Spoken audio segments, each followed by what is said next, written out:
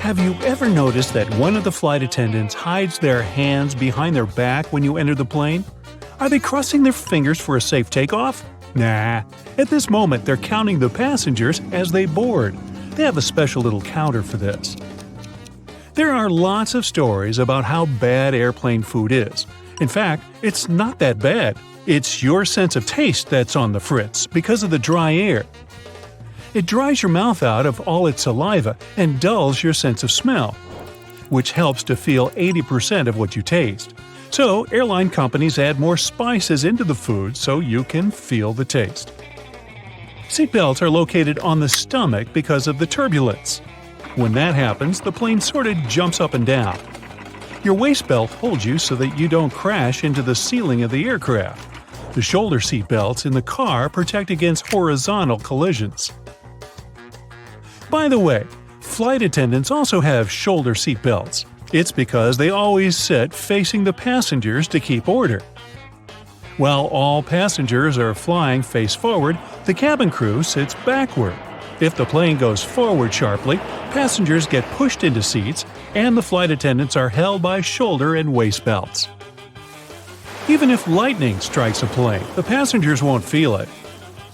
The entire aircraft is covered with an aluminum layer that conducts electric current without passing it inside the plane. Good thing.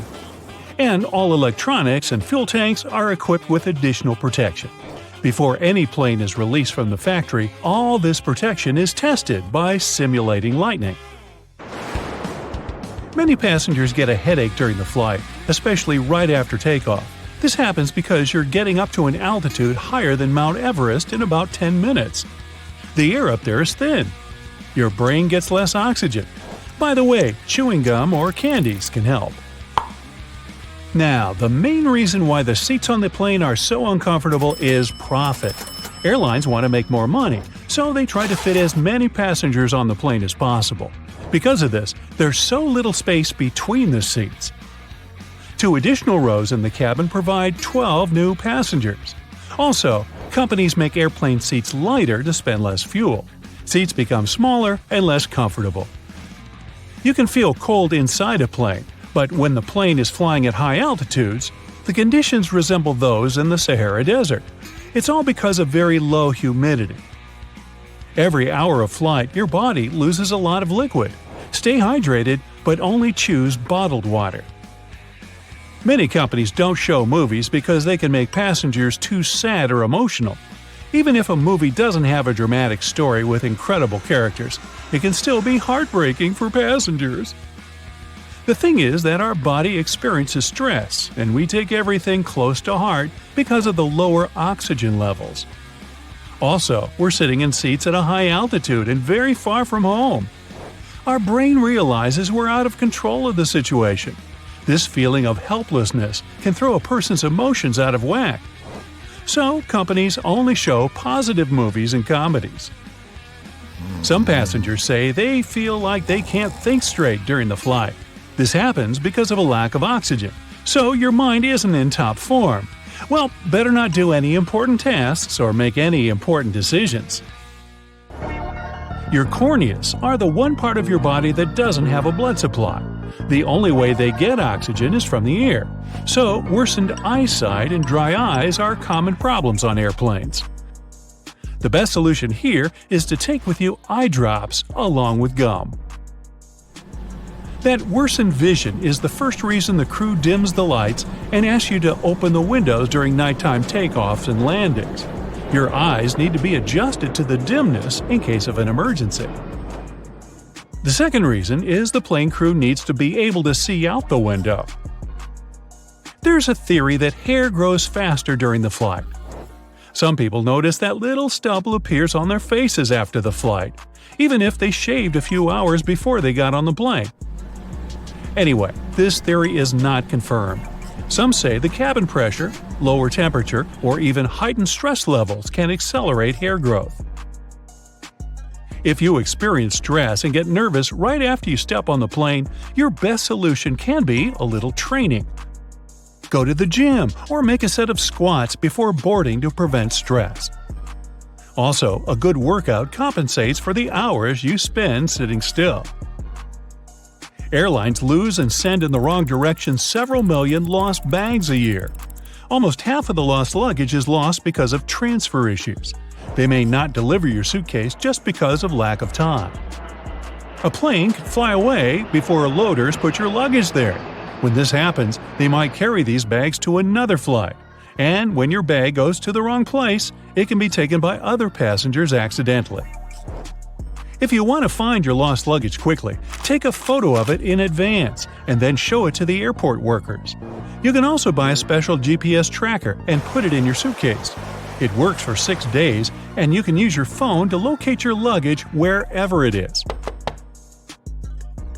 Airport staff take unclaimed luggage to a special center. If the owner doesn't show up within 3 months, the things inside the bags will be put up for sale in specialized stores. There, you can find clothes, jewelry, and electronic devices. And of course, it all comes with a big discount. The rumbling noise you hear after boarding is not my stomach. It is luggage being loaded on the plane. The compartment is right under the cabin of the aircraft, so it sounds quite loud. Aircraft tires can withstand pressure 4 to 5 times more than a plane actually gives them during landing. The metal wheel is more likely to break than the tire. Pilots also have different meals. This is necessary to reduce the risk of food poisoning. The flight can go well even if one of the pilot feels bad because of a stale burrito. If 2 pilots ate the same burritos, they could lead to problems. Oxygen masks drop down when the air pressure changes. At a certain height, there can be less air in the cabin. To prevent passengers from feeling this, they should put on oxygen masks. When pilots descend to a safe altitude, you can breathe without the mask again. By the way, masks only have oxygen for 15 minutes.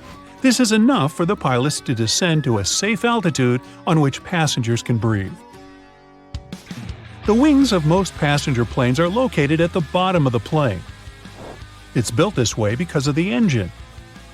It should be installed under low wings because it's closer to the ground and easier to repair. Another reason is that the wing should take a big part of the blow during a bad landing. And if the plane falls into the water, then the wings become a life-saving pillow. Fuel tanks installed in the wings are empty after the flight, and it helps to stay on the water too. The wings of cargo planes are located at the top to make it easy to load the cargo since the hull is located very close to the ground. Also, it helps to avoid getting debris into the engines in case when airfields aren't clean. Plus, this wing location has less aerodynamic resistance during the flight. Little triangles on the aircraft walls are special labels for flight attendants. The triangles mark special windows. You can see flashing indicators through these windows. It signals the landing gear is retracted and the flaps are closed. But for ordinary passengers, this is the place with the best view of the wings. Turbulence is a common thing during a flight, but usually it's so insignificant most passengers don't even feel it. Strong turbulence is rare. By the way, turbulence is just hot and cold air affecting a plane.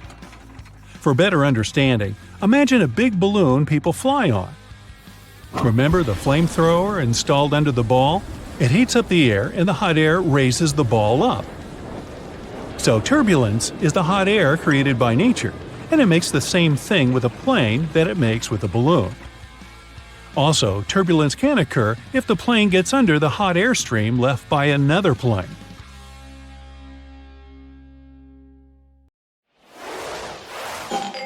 Hello, this is your captain speaking. Welcome aboard today's flight from San Francisco to New York. Fasten your seatbelts, and I'll tell you what's going on inside the plane at different stages of the flight. Passengers always board from the left side. That's because the captain sits on the left side of the airplane cabin, so it's easier for him to align the plane with the terminal jet bridge from that side. Also, the aircraft is fueled and loaded with baggage on the right side. With passengers boarding from the left side, the crew can do their job undisturbed.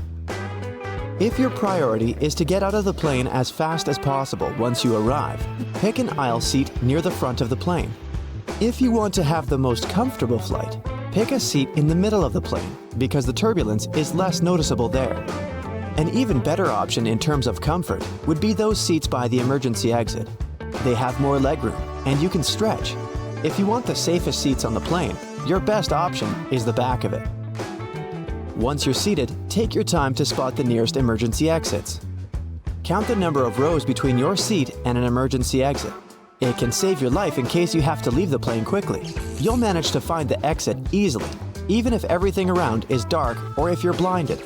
You'll find it just by touching the seats and passing the number of rows you counted in advance. Boarding completed. Time to get ready for takeoff. Cabin crew are walking down the aisles to make sure all passengers are following their instructions. Okay, everyone has their seatbelts fastened and window blinds open. There's no one in the bathroom and the runway is all clear. Why aren't we still moving? We can go! Turns out, the aircraft must wait for a while. It's all about safety. When a plane takes off, it activates two powerful forces. One is jet wash, a fast-moving gas so strong it can easily flip a car, so no one can be near the plane. Another force is wingtip vortices that are the result of the wind generating the plane lift. These powerful rotating forces go from both wings and stay in the air for about 3 minutes after an aircraft takes off.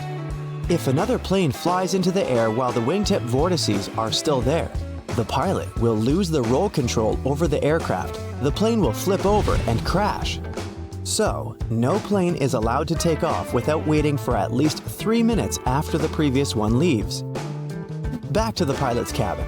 There are two people there, the pilot and the co-pilot. In case something happens to the first pilot, the co-pilot can take over. Both pilots eat different food to reduce the risk of them both feeling unwell. While the first pilot controls and adjusts the autopilot, the second one monitors the controls or communicates with the control tower. Also, there are checklists for safety standards to be satisfied at different stages of the route. So, while the captain is focused on the route, the co-pilot can complete the checklist and make sure that everything's going according to the plan. Flying is costly, so not only the passengers, but the airline as well want to make the flight as fast and short as possible. The shortest way is always a straight line. Still, aircraft routes look like an arc. It's because the Earth isn't flat like we see it on a map. It's a sphere. So, these lines only appear like arcs when we project them on a map. In reality, they're pretty much straight. Every airline and every plane wants to fly this most efficient way, but there are hundreds of planes flying every day, often in the same direction, so the air highway is pretty busy. The route data of every plane is pre-planned and is uploaded to the system. There are several of those so that the pilot has options if something goes wrong or if weather conditions change. The pilot can set up the right mode, and autopilot can control the airplane within its uploaded route. Keep up the altitude, speed, and direction. The pilots, meanwhile, keep an eye on the autopilot and focus on other tasks like navigating, planning, and communicating with air traffic control. On the ground, air traffic is managed by dispatchers, who watch over planes and make sure they don't get too close to each other. The air traffic is especially heavy in some places, so when an aircraft enters a busy zone, it has to follow a very specific route. There are also specified points called Fixed Navigational Aids, or, shortly, nav aids. Those are devices on the ground that send radio signals in the sky that an aircraft can pick up on. There are also waypoints, which are geographical points on Earth. They're loaded into the GPS system, and an aircraft has to follow them. So basically, the whole route is flying from one waypoint to another all the way to the destination place. Time to start the descent. You can see the plane's altitude on the control panel. The pilots know the plane's speed, so they can calculate at what distance to destination to start their descent. If the altitude is 27,000 feet and the speed is 300 nautical miles per hour, the first number divided by the second gives us 90 nautical miles. This is the point they have to start the descent to maintain the descent path. There are also a couple of other things to consider, such as the wind speed and direction, or uneven speed drop. To descend, pilots have to get approval from the controller. Sometimes, due to traffic, they don't get it right away. So, they just keep moving forward without descending. Therefore, shifting away from the descending profile and land when the approval is given. Takeoff and landing are the most crucial and dangerous phases of any flight. That's because the pilot has less time and space to react to any occurring problems. In the air, even if both engines stop working, a plane won't just start falling. Instead, it'll begin to glide through the sky, losing about 1 mile of altitude every 10 of them going forward. So, the pilot will have about 8 minutes to react and find a safe place to land. If an engine fails during takeoff or landing, the pilots will only have seconds to decide if they should still take off and deal with the problem in the air or cancel the flight. Even if something happens, canceling the flight isn't always an option. When the plane reaches the speed of 100 miles per hour, you can't possibly stop it before the runway ends. And getting off the runway isn't good, to say the least. To ensure everyone's safety, the rules at these stages of the flight are especially strict. You should turn on the airplane mode on your devices to make sure that the signals that devices transmit don't interfere with the plane's electronic systems and don't block the radio's frequency. You've probably heard that clicking sound a speaker makes right before your cell phone gets a call, if it's right next to the speaker. These sounds are what the pilot might hear instead of the instructions while communicating with air traffic control. Even a 1-second interference can cause a lot of confusion. Just some certain types of cell phones can cause this problem, and if it's a combination of factors, the cell phone type, how far away it is from the cabin, and how many cell phones aren't in airplane mode. The cabin crew can't find out which of the passengers didn't put their phone into airplane mode, but the pilots will always know when many people didn't do it. You should keep your window blind open during takeoff and landing for safety reasons as well. This way, your eyes get used to the light or the darkness outside. In case of an emergency, during these risky stages of the flight, people who are comfortable with the natural light will react and evacuate faster, which is crucially important when every second matters. For the very same reason, the lights are dimmed in the airplane. This way, the light will be closest to the light outside the aircraft. Another reason is that if the window blinds are open, people from the outside can see what's going on in the plane. For example, they can see if there's a fire inside and where exactly it is. This way, they can plan the evacuation better. They ask you to fold up your table and put up your seat in the upright position to ensure that in case of an emergency, there will be no obstacles in the way. Everyone should be able to leave the plane as fast as possible. The passengers aren't allowed to use the bathroom during takeoff and landing because there's no seatbelt, no safe escape route with no obstacles, and it's not safe overall. A person can get trapped there during evacuation. The pilot isn't even allowed to take off or land while someone is in the bathroom. And looks like we're ready for landing. Welcome to New York. How can spiders survive when they lose a leg? When they're in a dangerous situation and try to run away, they can lose legs and regrow them only a couple months later. They'll survive without any problem because most of the time, their legs come off at break points. Those are joints that contain muscles and constrict, which helps spiders minimize blood loss. If they lose a leg at the part that comes before the break point, the spider still sheds it, but it will lose more blood. It will be harder for the animal to recover in this case. Speaking of spiders, have you noticed how they sometimes stay extremely still for a long time? They're motionless while waiting for potential prey to land in their web. When moving around, they waste energy and drive unnecessary attention to themselves. Either a hungry bird praying for a quick snack will see it, or a spider will remain hungry because flies will be less likely to come near their web. When spinning a web, they waste a lot of energy. Even after the web is finished, a spider may have to wait for days or weeks to catch something. So, it's important to save as much energy as possible. Hunting spiders are way more active, but the majority of them are nocturnal predators. They spend their days relaxing, tucked away under a rock or in a nest. Roast potatoes can stay hot for a really long time, and this mostly has to do with the fatty, starchy crust that's like some sort of an insulating layer. When you pre-boil a potato, this causes its starch granules to absorb water and swell until carb molecules seep out to produce this type of thick gel. Since potatoes are in the oven, high temperatures drive off moisture. This makes the gelatinized starch on the outside of the potato chunk and creates a crispy crust. This crust traps the heat inside. The fat from the baking tray collects in cracks too, and the heat-keeping structure stays strong. Birds don't get electrocuted while perching on power lines because it's not voltages that will harm them, but voltage differences, and electricity wouldn't flow without them. So, if you see a bird standing on a single power line at, for example, 35,000 volts, the lack of a voltage difference is something that keeps the animal safe. But if it accidentally extends its wings and touches another power line that's at a different voltage, it won't end well. That's the reason why electricity companies make sure there's plenty of space between the cables. Have you ever wondered why airplane pilots won't try to land on grass when the landing gear doesn't deploy? The grass may seem like a good solution at first because it's soft, true.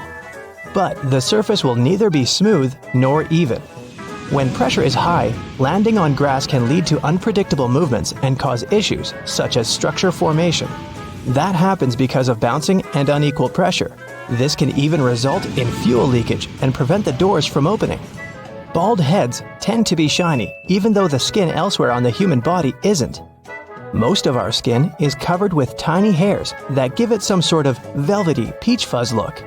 With male pattern baldness, the hair follicles tend to shrink and turn into skin cells, which means there's no hair there at all. And the scalp is especially shiny due to the sebaceous glands. They produce and secrete some kind of oily matter that protects our skin. Sebaceous glands are located all across our skin, but the scalp has way more of them. So, this oil coats the skin, which is why it turns into a more reflective surface. House cats will rarely meow at one another, but they become chatty with humans, and this could be related to domestication. The process of taming cats and keeping them as pets started nearly 10,000 years ago. Before that, cats were pretty much loners. They rarely encountered other cats, so they didn't even have to use their voices to communicate with each other. Instead, they communicated through their sense of smell, which included things like rubbing against a certain object, for example, a tree. So they didn't even have to come face to face with other members of their species to send a message. And that's how they mostly communicate today as well. But humans don't have such a good sense of smell as cats. So these foxy creatures had to think of a way to send us a message and still get what they wanted from us, which turned out to be meowing. If you're planning a day trip to a desert, for example, the Sahara in North Africa, you're going to want to bring good sunscreen. And a lot of water, of course, but also a snug sleeping bag if you're planning to spend the night there too. Deserts really become cold during the night. In the Sahara, temperatures go from an average high of 100 degrees Fahrenheit during the day to 25 degrees during the night. Such dramatic change happens because of two main factors: humidity and sand. Sand doesn't retain heat that well. When light and heat from the sun reach a desert, sand grains from the top layer absorb heat. But they release it back into the air relatively quickly. So during the day, the sand radiates the energy coming from the sun, which eventually heats the air and leads to extremely high temperatures. And during the night, the sand is quickly losing heat once again. But this time, there's no sunlight that would reheat the desert. That leaves the sand colder than before and leads to such low temperatures. In arid deserts such as the Atacama Desert in Chile and the Sahara, the humidity is extremely low. That means the amount of water vapor in the air is almost zero. Unlike sand, water does well to store heat. Water vapor in the air traps heat close to the ground. It's like you cover the ground with a huge blanket. That way, you stop it from dissipating into the atmosphere. Also, when the air has a high level of humidity, it requires more energy to heat up. That means it takes more time for that same energy to disappear and for the surroundings to get colder. Since there's almost no humidity in deserts, such areas can both quickly heat up and cool down. If you microwave water for tea, it will taste worse than when it's made with a kettle. That's because the temperature of the liquid is the main factor for a good tea. Water should reach a rolling boil before you pour it over tea leaves, whether they're loose or bagged. It's an easy thing to do with tea kettles, both the electric and stovetop varieties. When the burner or the electric heating element is on, the water at the bottom of the vessel warms up. As it's getting hotter, water through the rest of the kettle comes to the boiling point. A microwave doesn't heat from the bottom up. It creates electromagnetic waves that randomly jump around the box. You probably notice when you try to reheat leftovers. They end up partially frozen in some spots and extremely hot in others. The same will happen with water because it's hard to control microwave energy. Overheated liquid won't be good for tea either. When water goes above 212 degrees Fahrenheit, which is the boiling point for water, it can destroy the compounds that give a tea its specific flavor. Have you ever wondered why those electrical plugs most Americans use have holes in the prongs? The story dates back to the early 20th century when Harvey Hubble Jr. invented different types of electrical plugs. He started with the detachable electric plug, which was the first ever of that type. Some of his designs had prongs with indents, those aligned with tiny bumps inside the electrical sockets. Such an indent and bump system secured the prongs in place after people would insert a plug into a socket. At some point, these indents gave way to holes, which worked in the same way. But that's just part of the story. Most of the modern outlets don't even have bumps anymore. They keep plugs from falling out of the wall by using friction and pressure. Today, some manufacturers insert a rod through all the holes in a line of prongs. That's how they lock them in place while encasing them in plastic. Some also say the holes save metal, which cuts costs of manufacturing in the long term. It seems strange that a commercial jet doesn't have keys to turn it on, but it's a bit more complicated than just turning a key. Instead, there's a series of buttons and dials on the control board that starts the complicated process. A battery provides the power to the aircraft that is charged through a small electric generator within the jet's tail. Airflow gets in and moves into the jet's engines to keep them cool. A reserve power then warms the turbines by turning them slowly until they start spinning at the right rate. Then, the engines can be turned on, one at a time. With up to 4 engines on a commercial jet, this entire process can take up to 90 minutes. Planes don't have keys to lock the doors either, but when they sit idle, jets have security guards constantly monitoring them. But even if someone happened to get past them, it wouldn't be a quick getaway. When you enter the plane, the captain keeps a close eye on the boarding process. They are not only in command of the flight deck, but also of the passenger's cabin. To become a commercial pilot, you gotta have a distance vision of at least 20/20. But depending on the airline, it's sometimes okay if your perfect vision is assisted with glasses. It's time to find a seat on the plane. You checked in late, and you've already had an unpleasant experience of not getting on your flight like that in the past. This is because airlines purposely overbook their flights, just in case there are no-shows or cancellations. So, you didn't get to choose your seat this time. You walk past the front seats in jealousy. There are seats that are always taken much faster because everyone wants to leave the plane as soon as possible after it lands. But if you're choosing safety over early departure, the back is the place to be. It's estimated to be 40% safer in the rear end of the plane.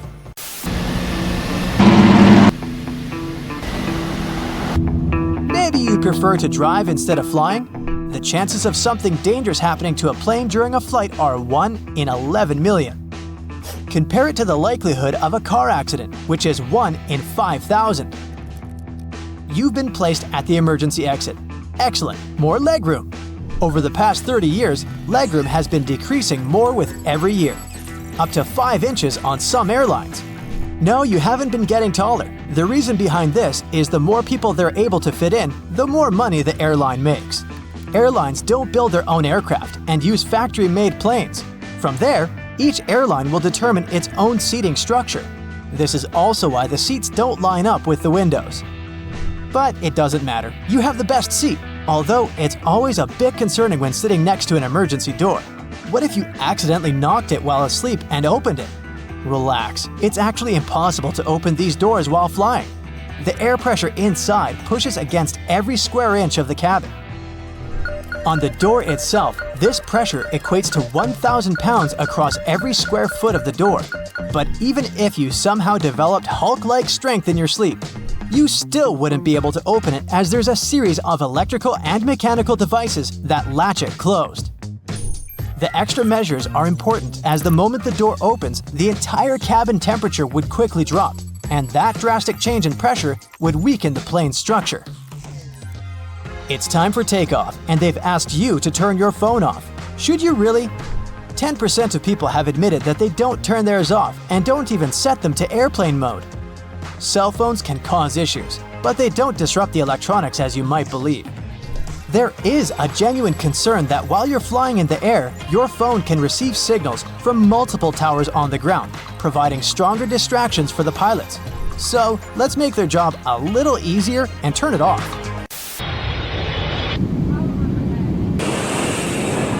The plane has reached 40,000 feet, your ears have popped, and the seatbelt sign is turned off. The flight attendant walks down the aisle with their arms held outward. Within such a thin passage, they walk this way as it helps with their balance. They try to avoid disrupting passengers, so they don't use the headrest of the seats. And in case of sudden turbulence, there are special grabbing spots under the overhead luggage bay. It's estimated that 500,000 people are flying in the sky at any given time. So right now, you're part of that special group involving 0.1% of the world's population.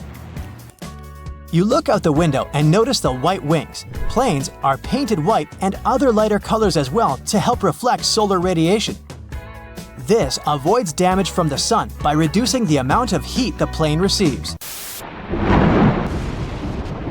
We'll be experiencing some turbulence. But further in the distance, dark clouds approach and the plane is heading towards a thunderstorm. Since it's made of metal, it has to be a big electric conductor, right? Thankfully, jets are fitted with an aluminum shell that conducts electricity very well. The cabin's interior is completely shielded from lightning, protecting electrical systems and leaving us carbon-based mammals unhurt. A plane is so perfectly built for electrical storms that it's one of the safest places to be. There haven't been any major incidents from a storm since the 1960s. You're thirsty and you're aware that you should have brought your own water. When aircrafts land at each location, they refill their water supplies. The water quality in a plane is based on where they collected the vital liquid. Many things contribute to the water quality of every airport. Water cabinets, trucks, carts, and hoses all could be of different standards. In 2019, an airline water study found that most airlines weren't providing clean water, so the general recommendation is to only drink water from a sealed bottle and avoid even tea. But the food is perfectly fine. As you sit back down, you notice the cabin is cold. Super cold, to be honest. It's intentionally set to around 71 degrees Fahrenheit for a good reason. When people become vulnerable to fainting, it's due to not receiving enough oxygen. And when there's warm air mixed with high cabin pressure, fainting becomes more common. So, while the cold air is helping those who need it, you've been provided with a blanket for your comfort. Warmed up with a blanket, you notice the dry air running through your nose, and it dehydrates your lips and eyes. But don't worry, the air is completely safe and very clean. 40% of the air is recycled and goes through a thorough cleaning system to remove all dust and airborne bacteria, and the other 60% comes from the outside. The humidity levels in the air get very low, and that's why you feel all that discomfort.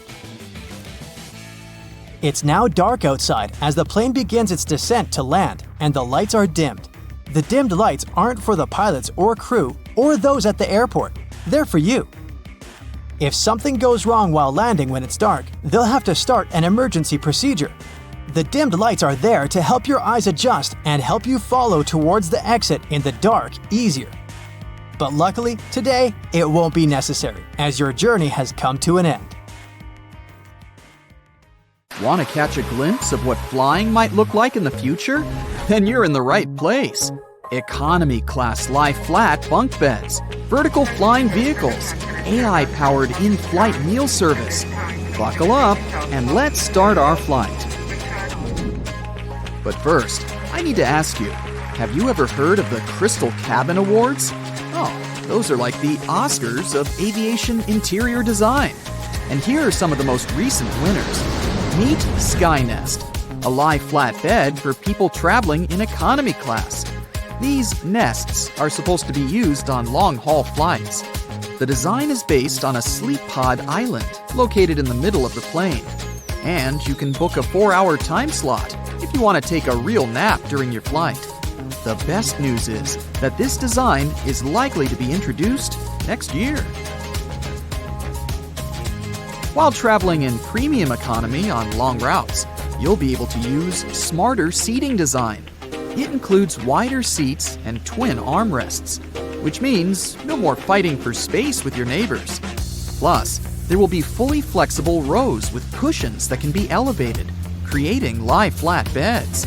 Lufthansa Group has promised that premium passengers will be able to book suites with double beds and travel on temperature-controllable heated or cooled seats.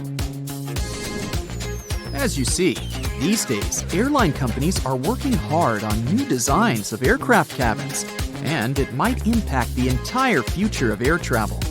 At the moment, they focus on travelers' experience within the walls of the plane. As a result, we have some mind-boggling products. Check out Singapore Airlines first-class suites, or Air France's La Première cabin, which is believed to become one of the best first-class cabins in the skies. It's going to feature suites equipped with separate sofas and chairs, and each suite will have 5 windows along the cabin wall. This will make it the longest first-class suite in the world. But then, Airbus went and patented the idea of a more interactive flight experience, especially for those lucky passengers occupying window seats. With the help of special eye-tracking equipment, the aircraft might be able to highlight significant objects you're looking at and provide you with detailed information, appearing on a semi-transparent display on the window. The patent also claims that you could send data to devices connected by Bluetooth or Wi-Fi. This way, takeoffs and landings would get much more exciting, and you'd be able to get information about a new country or city. Qatar Airlines, in turn, came up with the idea of Q suites. It looks like this. On the sides, you have individual suites, while the middle part can be transformed. You can choose to have a double suite to travel together with your partner, or you can have some private space, or even move the walls and turn the place into a quad suite that you can use for a meeting. There might also be some improvements in economy class. They're bound to bring more comfort, especially on a long-haul flight. A company called Zodiac Seats filed a patent based on a zigzag configuration of seats. Look at this aisle, which contains 3 and 4 seats, with each of them facing in the opposite direction. This allows for way more shoulder space than regular seating. Plus, passengers have a lot of leg space. Yes, some people might feel a bit uncomfortable having to face their neighbor for more than 8 hours straight, but aren't these space improvements worth it? Now, you might know that moving around the cabin while flight attendants are serving meals and beverages is kind of tricky. Plus, you have to eat at a specific time with everyone else. Or, if you're not feeling hungry, forego the meal altogether. Well, robots might be the solution. One company has suggested using perfectly sized pods that could slide along the rail in the middle of the aisle, delivering drinks and food ordered by passengers. This way, you could get your meal at the most suitable time for you without leaving your seat. This solution is likely to solve the problems with meal service. Even better, it might allow for fewer galleys in large planes. Unfortunately, this idea was filed 60 years ago and hasn't been implemented yet, so maybe it's not as great as it sounds. Another idea connected with in-flight meal service includes using AI. According to its creators, the technology will record what passengers leave on their trays, and later use this data to suggest various catering plans on subsequent flights. Now, even though these innovations sound like they're going to make traveling way more comfortable, they're not exactly revolutionary. But look at these innovations: vertical takeoff and landing aircraft. Hyundai Transys's air taxi cabin concept optimizes space and prioritizes your privacy in a shared cabin. If we talk about short flights, there's City Airbus Next Gen. That's an all-electric, vertical takeoff and landing vehicle with 4 seats based on the lift and cruise concept. It can operate within the range of 50 miles and has a cruise speed of 74 miles per hour. Another amazing prospect is passenger aircraft with AI co-pilots, or even pilots. Some experts claim that planes could potentially be flown on a fully automated basis. Not everyone agrees with this idea, though. A skilled pilot is part of a complicated safety system that reduces risks and keeps passengers safe. Pilots have to be navigators, technicians, engineers, and weather experts. On a regular working day, a pilot needs to deal with ground crew, other air crew, cabin crew, air traffic control, and passengers. That's a lot. And don't forget that they need to communicate well, not only in aviation terms, but also on an interpersonal level. Will AI be able to do the same? Time will tell. But let's get back to the boldest ideas about the future of air travel. Some experts think that sometime around 2040, you'll be able to catch a hypersonic plane ride. Lots of people believe that the era of supersonic planes finished in 2003 when the Concorde commercial airplane was decommissioned after decades of being unprofitable. But it seems the situation might change soon. New supersonic aircraft will fly at incredible heights, and their speed is likely to be at least 6 times the speed of any other passenger plane. Traveling from New York to London, in this case, will take less than 2 hours. By comparison, these days, it takes a conventional airplane 8 hours to fly from one of these cities to the other. There is one problem, though. The supersonic plane tickets will cost a lot, and statistically, people tend to prioritize price over speed. So, experts don't think that a lot of people will be eager to pay a few $1,000s to get from London to Sydney in 4 hours. Plus, such planes will need a lot of liquid hydrogen fuel, and at the moment, it's not cheap.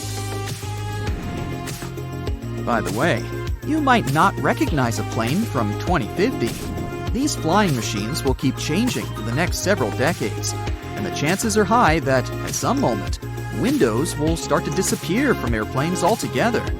This way, aircraft will become stronger and better suited for high speeds. Windows make planes heavier, which results in larger fuel consumption. No wonder cargo planes don't have windows. Planes will also become sleeker and will likely be covered with solar panels. There's also a concept of a plane with its cabin made out of transparent polymers.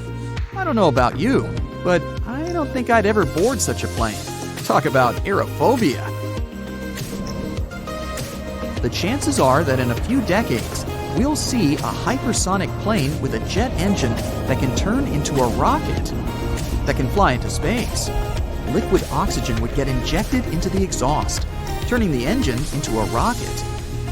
It would help the aircraft reach enormous speeds, and on the way back, the engine would turn into a regular jet engine once again.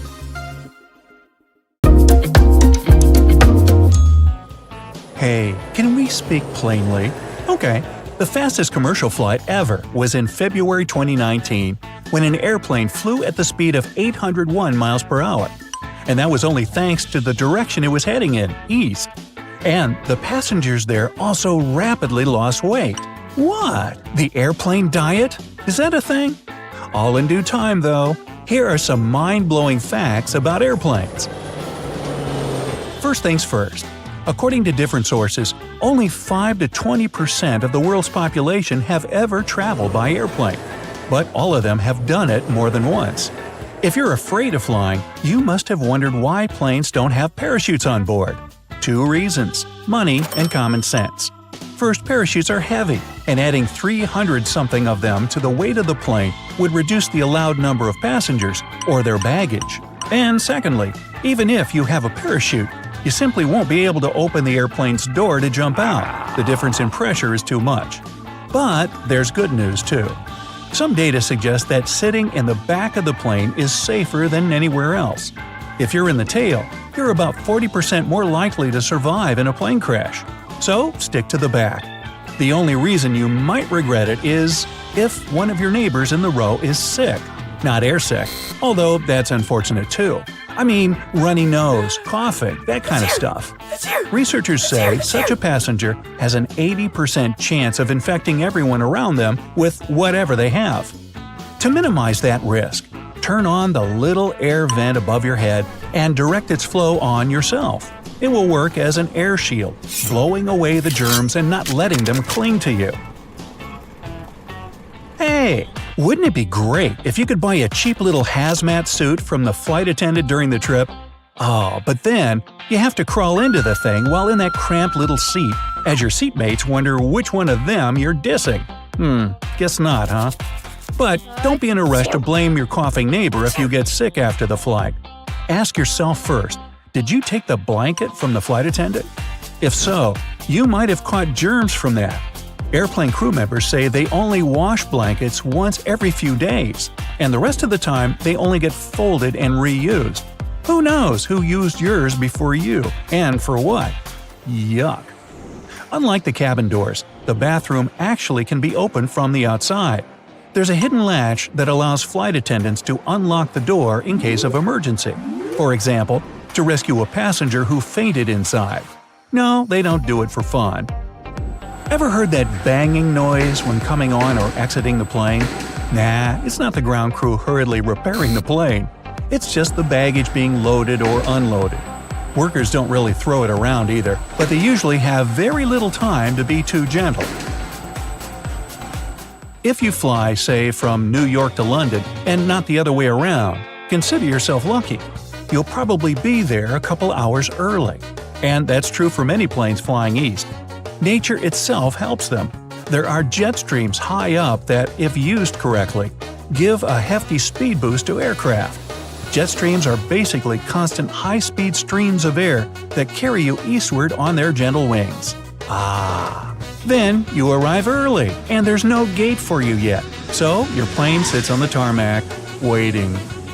You also might want to step on the scales while traveling with the jet stream, because they'll probably show a rather pleasing number. Thanks to the Eötvös effect, perceived force of gravity is less when you're moving east, which means you weigh a tiny bit less too. The bad news is, as soon as the plane lands and stops, the pounds will come back. Thanks to international airspace agreements, planes flying from the US to Far and Middle East travel over the North Pole, and you can see its stunning icy landscapes pretty close. That's because airplane fuel freezes at temperatures below 50 degrees Fahrenheit, and the aircraft needs to get much lower than its cruising altitude for warmer air. Make sure to get a window seat. Another sightseeing tour happens when your plane suddenly decides to not land straight away, but make a circle around the airport. This can occur when there's something on the runway, or the wind is too strong, or there's just a heavy traffic down below. Yeah, airplanes also have traffic jams. So look outside and enjoy the panorama. That is, if there is a window near your row. Originally, planes were designed to have seat rows aligned with the windows. But to squeeze more people inside the cabin and make tickets cheaper, most airlines decrease the gap between the rows in the economy class. So your window seat should be more properly called a wall seat. Now, if you want to complain about that, you can come up to the pilot yourself. Just make sure you know the code from the cockpit door. In fact, no one can enter the cockpit without the pilot say so. Even if you have the code, the door will only open after about half a minute, and that's if the pilots don't react. They can deny entrance by simply pressing a button. But let's imagine you've somehow gotten inside the cockpit and the pilots are not there. Uh-oh. Can a regular person land a plane in such a situation, like they show in the movies? Sorry, highly unlikely. Still, if the plane is modern, all its systems are intact, and there's at least one flight attendant on board, they might be able to land the aircraft, following the instructions from air traffic control. Wait a second, there's an autopilot in there. Can it land the plane by itself? No good there either. Even more, the autopilot doesn't even fly the plane proper. It's basically just a super advanced GPS that's only taken into account the plane's route and surroundings. It can keep the machine in the air, but any complex action is a human pilot's responsibility. That's why autopilot can only take control at the cruising altitude, which is usually around 36,000 feet. Planes have to fly so high to reduce air resistance. It causes drag and reduces efficiency of the engines. It shouldn't climb too high though, because it will eventually lose lift and drop down, as they say. Speaking about control, the pilot is actually in charge of everything during the flight. Their level of responsibility is enormous, so they're both law and its enforcers on board. They even have handcuffs to tame unruly passengers. So behave, will ya? So that you understand what kind of responsibility is in the pilot's hands. A Boeing 747 airplane consists of numerous parts, like about 6 million of them. Just imagine navigating this kind of complex machinery with just a couple of buttons and levers. No wonder a pilot has to go through rigorous and lengthy training before being allowed in the cockpit. Even their oxygen masks are different from those in the cabin. While a regular passenger mask only has enough oxygen for 12 to 15 minutes, the one in the cockpit is designed to last much longer. That's because of that same huge responsibility. Pilots have to stay awake and focused to save all those lives on board at all costs. And if you think smaller private planes are safer than big commercial ones, that's a myth. According to statistics, passenger airplanes are more than twice safer than private ones, exactly because of the amount of rules and regulations imposed on them. Pilots follow strict schedules and are trained professionals, while private planes are often flown by amateurs. On the topic of amateurs, some believe that hard landing on water should be safer than on the ground, but that's not true either. Pilots even say that they try to avoid landing on the water. It's called ditching by all means. Because of its structure, water is actually harder than soft ground at the moment of impact, and when the plane falls, it'll probably be filled with water very soon. The crew has to act really quickly to get everyone to safety after such a crash landing. And crash landings are exactly the reason why you have to stow your tray table and get your seat in the upright position. In case of a hard impact, an open tray may injure you, and if your seat is reclined, your head will travel a longer distance to the seat in front of you, increasing the risk of head trauma.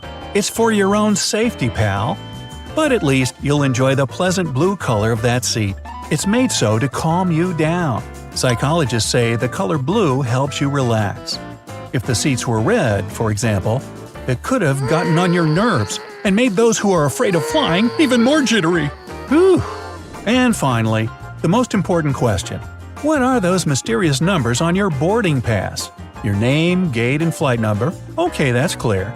There's a 6-letter passenger name reference or record locator that's randomly generated for you personally and gives access to your passenger data to authorities. And then there's a standalone letter depicting your class, A or F for first, Y for economy, and Q for economy discounted flight. Hey, if you learned something new today, then give the video a like and share it with a friend. And here are some other videos I think you'll enjoy. Just click to the left or right, and remember, stay on the bright side of life. Bright side of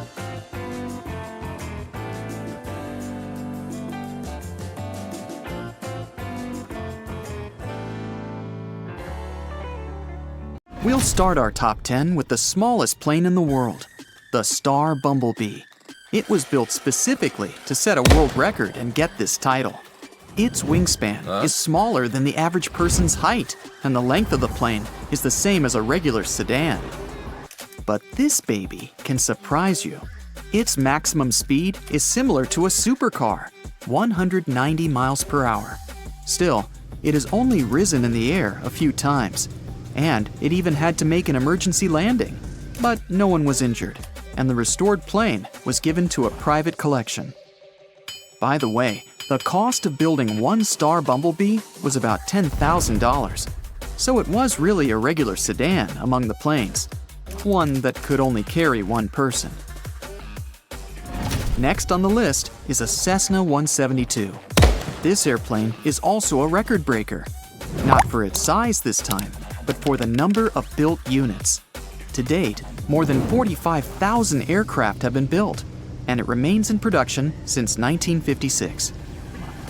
As for its size, its length can be compared with the length of a limousine, and the wingspan is a little less than a school bus. Far fewer people can board it though, only the pilot plus 3 passengers. In 1959, this aircraft set a world record for the duration of a refueling flight. 2 pilots took off at a Las Vegas airport and landed there in 64 days, 22 hours, and 19 minutes. Without refueling, the latest Cessna model can fly 800 miles. It's like the distance from San Francisco to Las Vegas and back. We move on to larger and more powerful aircraft. Embraer Legacy 600. It's slightly longer than a subway car, but much more comfortable. Figures. After all, it's a private aircraft worth $25 million. But if you want one, then be prepared to pay an additional $500,000 to $1 million a year just for plane maintenance. Now this plane is similar to a beluga whale in its shape. Actually, that's what it's called. Airbus A300-600 ST Beluga. It's designed to carry aircraft parts and external cargo. It's also transported space shuttles. It looks like a mother airplane carrying her baby. Beluga was the one who transported the Columbus module for the ISS. Its length is like 2 baseball fields and almost the same wingspan. Its cargo bay is so big that it can easily accommodate the fuselage of another plane. Amazingly, it only takes 2 people to fly such a huge machine. But despite the size of its cargo compartment, Beluga can lift no more than 47 tons, or 30 hippos, whatever they prefer on board. Its cost is about 180 million euros. It's almost like a fleet of 600 Cessnas. Boeing 787 Dreamliner. It's one of the most efficient aircraft in the world. This airplane holds the record for the longest flight without refueling. In March 2020, it flew from Papeete to Paris. The plane flew without landing for almost 16 hours and covered a distance of over 9,700 miles. This is like the distance from New York to Los Angeles 4 times. The cost of this big guy is estimated at $300 million. This is like 30 of the most expensive Rolls-Royces or 30 million cinema tickets. Hughes H-4 Hercules. This is actually a flying boat, and it was made of wood. It's the biggest flying boat ever built, and it had an enormous wingspan, 321 feet. To get this thing in the air, 8 propeller engines were used, each with 3,000 horsepower. And even though this water monster was built in 1947, it could lift more cargo than the modern Airbus Beluga. Hercules could lift a weight of 59 tons. That's like a modern tank, or about 30 SUVs. But originally, it was built to transport about 750 people at a time. Still, the payload and maximum speed of this aircraft remain an issue. This wooden guy has only made 1 flight in its life. It climbed to a height of about 65 feet and flew 1.2 miles above Los Angeles Harbor. Despite this, engineer Howard Hughes kept this monster in working condition for almost 30 years, spending about $1 million per year. Airbus A380. This is the largest passenger plane in the world. It has 2 decks and can accommodate about 850 passengers. It's like a population of a small village, all on board one airplane. To accommodate this many passengers, it has an impressive size.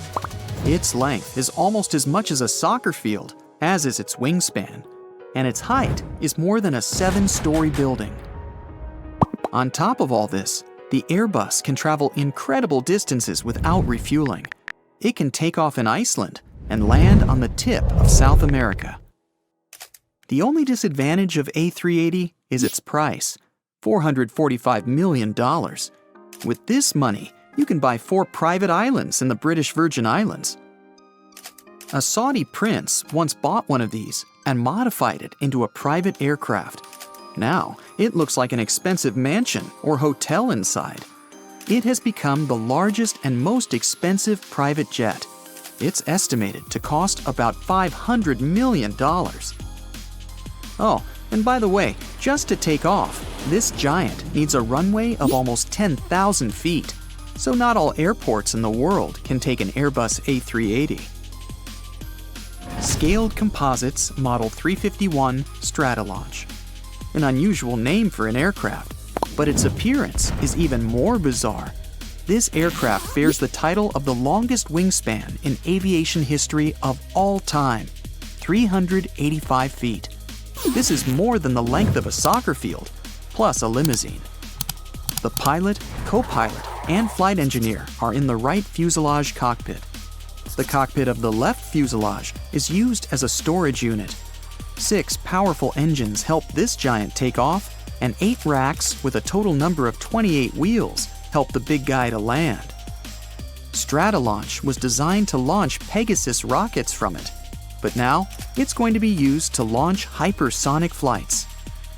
Well, whatever its purpose, pilots will have to be careful because so far there's only one Stratolaunch Model 351 in the world.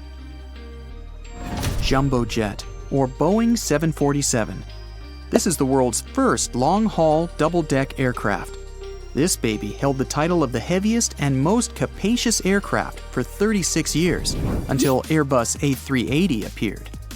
Its wingspan is more than the length of a hockey field, and its length is 250 feet, which is equal to the height of 15 giraffes. This aircraft set a record for the number of passengers on one flight. During a rescue operation in Ethiopia, there were 1,086 people on board the 747. This plane was also used to transport the President of the United States, or his First Lady. In this case, the aircraft was assigned a call sign, Air Force One, or Air Force One Foxtrot. And the cargo version of this plane was used for transportation of the space shuttle from reserve airfields to the place of its launch at Cape Canaveral. Antonov AN-225 Maria is the heaviest aircraft ever built. It also has the largest wingspan of any aircraft in operational service. The distance between the tips of its wings is almost like the length of a soccer field, and its body length is 275 feet. This is like 6 school buses in a row. Naturally, it's a power lifter among planes. In 2009, Antonov was listed in the Guinness Book of Records for lifting the heaviest monocargo in aviation history, 187 tons. That's like 1,000 of the smallest aircraft in the world, the Star Bumblebee, or 4 Boeing 737s.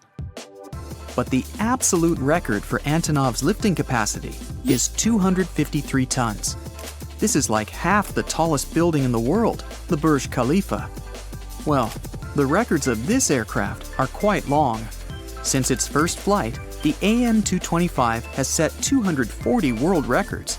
This is a unique case in aviation, and is in fact a record itself. This thing is not exactly an airplane, but it deserves a place on our list. The Caspian Sea Monster. It was an experimental wing ship. That means it used air force reflected from the surface of the earth or water to stay in the air. Formally, it was a ship, as it could fly at an altitude of only a few meters, but it looked more like an amphibian, and only pilots could fly it. A pretty complicated system, right? For a long time, it was the heaviest plane in the world. When it was empty, it weighed 240 tons. That's like 60 elephants.